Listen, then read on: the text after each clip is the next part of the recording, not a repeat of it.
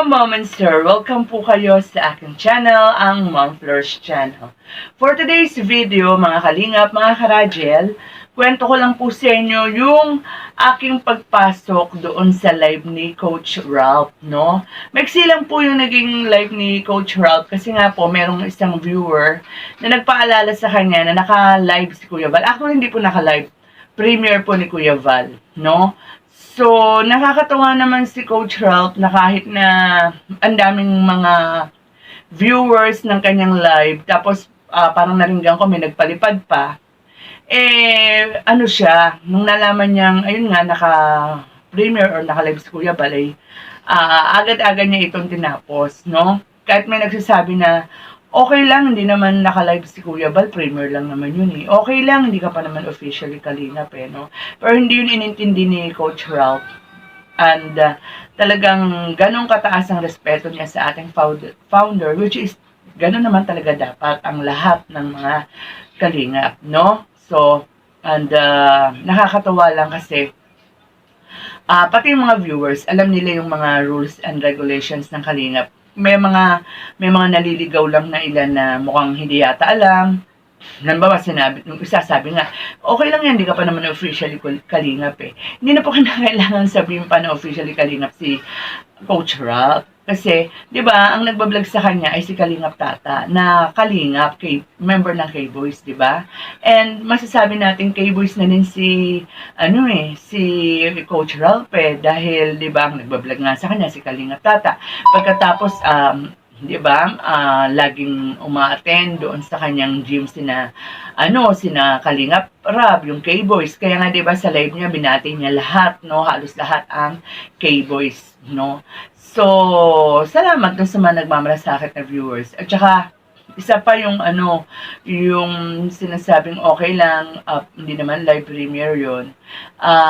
Ano po yun talaga, nasa role po yun ng kalingap na yung 8 AM po na live ni Kuya Bal, hanggat huwag po nating sasabayan yung mga kalingap po, lahat ng kalingap, pati po yung alas 8 premiere ni Kuya Bal. Kahit na po premiere yun, huwag po nating sabayan bilang respeto po sa ating founder, no?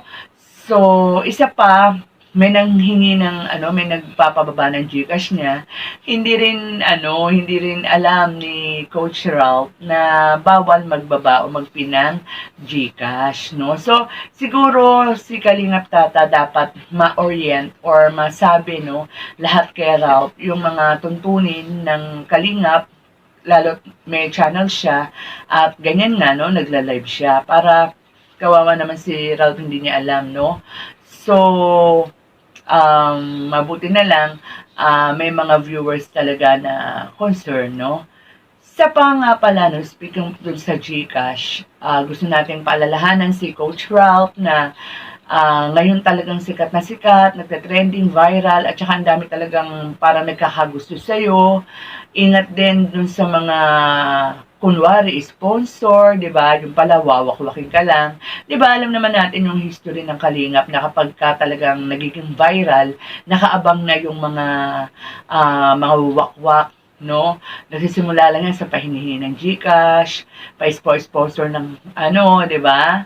Pagkatapos niyan, mag-PPM na, tapos na yung mga sasabihin, alam mo na yung gano'n, Hindi naman natin sinasabing ganyan si Coach Ralph, pero mabuti na rin yung nagpapaalala tayo, no?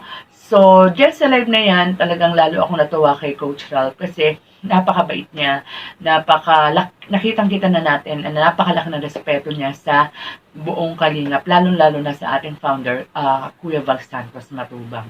So, isa pa sa, ang iksi-iksi ng pagpasok ko dyan sa live ni Coach Ralph, no? Pero, ang dami kong parang natuwa ako kasi pumasok si Angelica sa live, no? Nag-comment siya.